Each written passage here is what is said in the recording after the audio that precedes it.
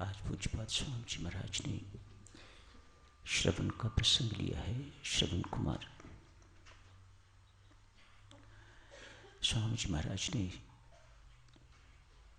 इस प्रसंग को श्री रामायण में भी लिया हुआ है। अयोध्या कांड में विस्तृत वर्णन किया है, जैसे यहाँ वैसे वहाँ। कहावत है ना, श्रवण पुत्र ये हमारा, जो अच्छा पुत्र है, आज्ञाकारी पुत्र है, सेवादार पुत्र है, श्रवण की तरह अपने माता पिता की सेवा करने वाला, उसके लिए हम सब लोग कहते हैं ये श्रवण पुत्र पैदा हुआ है। कोई बदला पुत्र इस प्रकार का अब देखने को मिलता है। राजा चित्रकेतु हुए हैं, पुत्रहीन थे।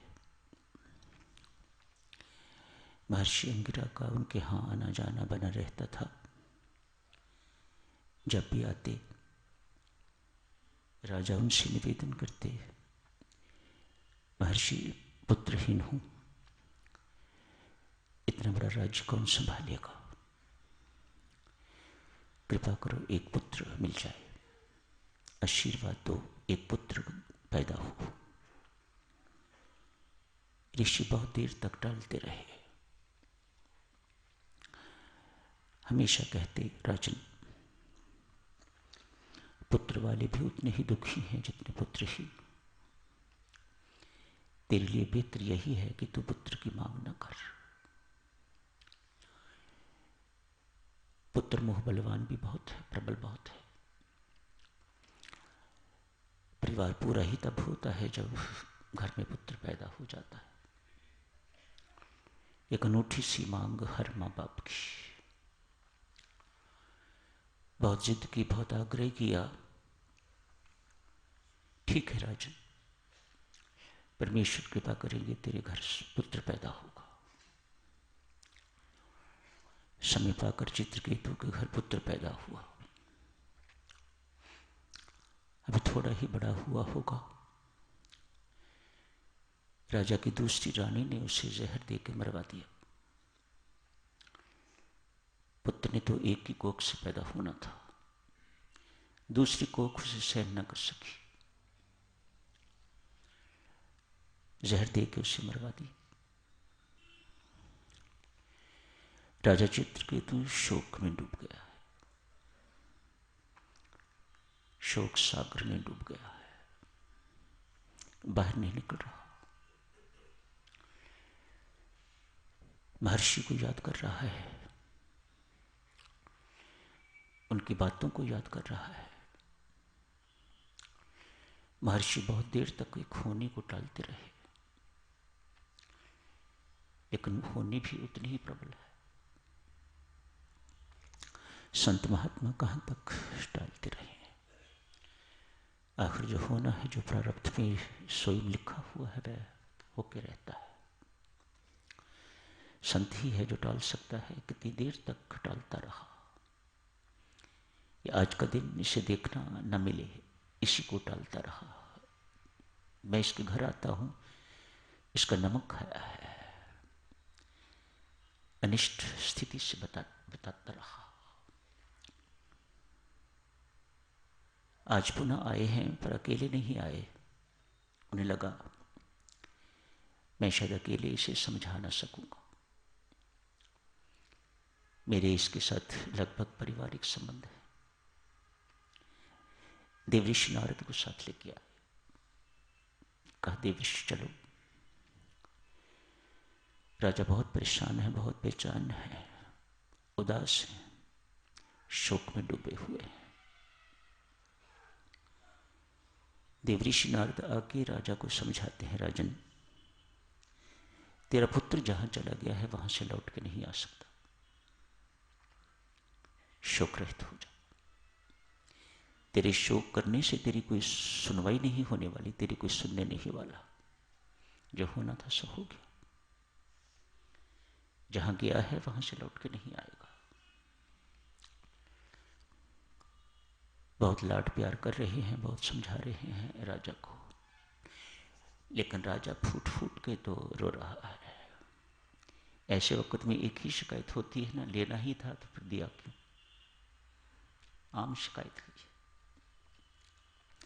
ये। तो आदमी भूल जाता है कि किस प्रकार से मांग के, मन्नतें मांग के, इधर जा उधर जा, ऐसे कर करके तो मन्नतें मांग के तो परमात्मा से पुत्र को लिया है। इस बात को भूल जाता है व्यक्ति, लेकिन उलाहना देने में बहुत होशियार है, उलाहना देता है। देवऋषि नारद साधक्षणों राजा को समझाते हैं, कहते हैं राजन, पुत्र 4 प्रकार के होते हैं। पिछले जन्म का वैरी अपना वैर चुकाने के लिए, पूरा करने के लिए, बदला लेने के लिए जो पैदा होता है उसे शत्रु पुत्र कहा जाता है, वैरी पुत्र कहा जाता है। पिछले जन्म का ऋणदाता अपना बकाया वसूल करने के लिए आया है, ये दूसरी प्रकार का पुत्र होता है। घर घर की कहानी है, इसे आप बहुत अच्छी तरह से जानते हो। आपके मुख से सहसा ही निकल आता है, कोई पिछले जन्म का हिसाब किताब चुकता कर रही हूँ, लिया होगा, दे रही हूँ। वो पिछले जन्म का ऋणदाता अपना बाकी ऋण वसूल करने के लिए आया हुआ है। हिसाब किताब पूरा होता है, बस जीवन भर का दुख देके तो चला जाता है। ऋणानुबंध पुत्र, दूसरा पुत्र। राजन 30 प्रकार के पुत्र होते हैं। उदासीन पुत्र, विवाह से पहले माँ बाप के, विवाह होते ही माँ बाप से अलग हो जाते हैं, अब मेरी और आपकी निभ नहीं सकती। माता पिता विवाह करते हैं पुत्र का, हम वृद्ध होने वाले हैं, 2 हाथों से पुत्र सेवा नहीं कर सकेगा तो पत्नी आएगी तो 4 हाथ हो जाएंगे। हमें बहुत सेवा की जरूरत है, 2 हाथों से काम नहीं चलेगा, 4 हाथ चाहिए। 4 हाथ तो देवियों सज्जनों किसी किसी के बनते हैं, लेकिन वे 4 पांव वाले बन जाते हैं, पशुवत पुत्र बन जाते हैं। तीसरी प्रकार के पुत्र। चौथी प्रकार के पुत्र राजन सेवक पुत्र होते हैं। माता पिता में परमात्मा को देख के तो सेवा करने वाले, सेवा करवाने वाले नहीं, सेवा करने वाले। उनके लिए माता पिता की सेवा परमात्मा की सेवा, माता पिता का पूजन परमात्मा का पूजन। मैं ऐसे पुत्रों को देवी सज्जनों बहुत भाग्यवान मानता हूं, जिनको ऐसे सुअवसर परमात्मा प्रदान करता है। माता पिता की सेवा हर एक की किस्मत में नहीं है, कोई कोई भाग्यवान जिसको ये सेवा मिलती है, उसकी साधना की यात्रा बहुत तेज गति से आगे चलती है। घर बैठे भगवान की उपासना करता है।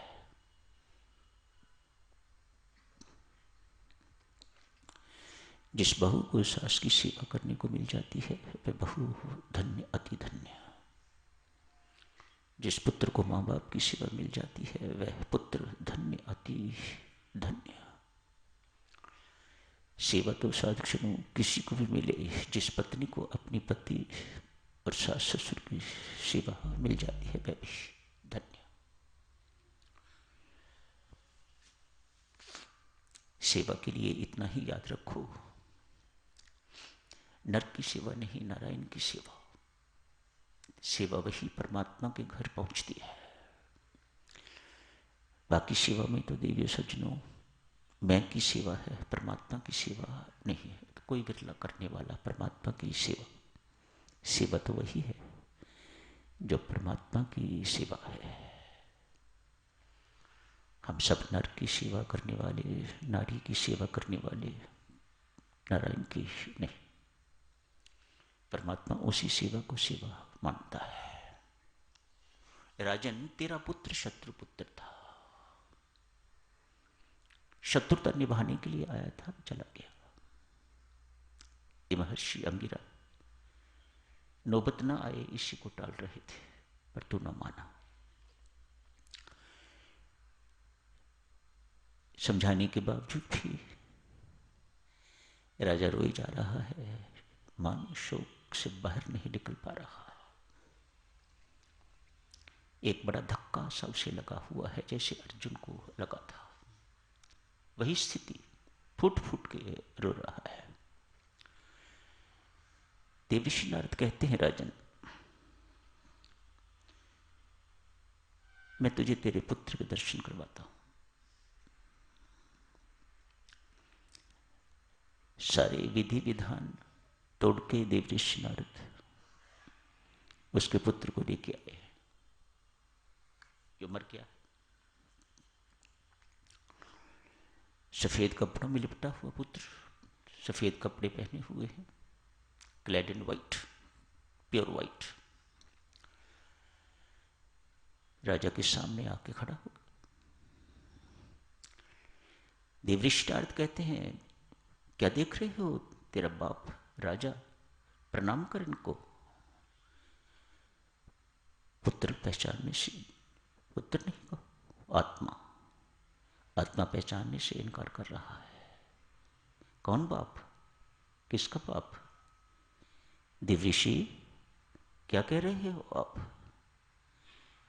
न जाने मेरे कितने जन्म हो चुके हैं, कितने बाप एक के बाद एक के बाद एक के बाद एक छोड़ता हुआ।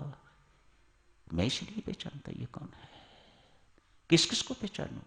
मेरे आज तक कितने माई बाप हो चुके हुए हैं, किसको किसकी पहचान रहती है?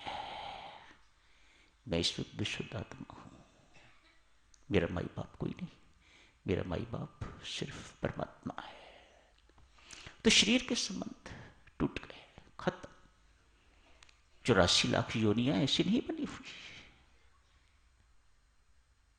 कितने लाख योनियां आदमी भुगत चुका है, उतने ही मां बाप भी तो बने होंगे, तभी तो योनियां भुगती हैं। कभी कीट पतंग के माँ बाप, कभी किसी के, कभी किसी के, कभी चिड़िया, कभी कौवा, कभी कुत्ता, कभी बिल्ला, इत्यादि इत्यादि। इतनी लंबी यात्रा करके तो मानव जन्म प्राप्त हुआ है। और मानव जन्म में भी देवर्षि मेरी कितनी योनियां हो गई, मैं किस किस बाप को पहचानता फिर। देवर्षि नारद, सुन लिया राजन, मैंने तो नहीं कहा इसे ऐसा बोलने के लिए, ये अपने आप बोल रहा है।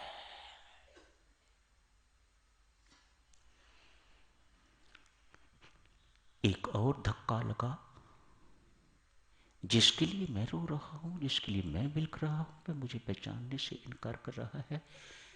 तो जो पहला आघात था उससे बाहर निकला। जिस शोक सागर में पहले डूबा हुआ था राजन, एक दूसरे शोक सागर में परमात्मा ने उसे डाल के तो पहले शोक सागर से निकल दिया। बत्ती दुरुस्त हुई। जारी रखेंगे सार्वजनों कल इस चर्चा को। संत महात्मा यहां फरमाते हैं, जो माता पिता अपने पुत्र को, पुत्री को सुसंस्कारी नहीं बनाते, उनके बच्चे शत्रु और वैरी पुत्र पैदा होते हैं, उन्हीं के घर। कल करेंगे सार्वजनिक चर्चा, आज यही समाप्त करने की इजाजत दीजिएगा।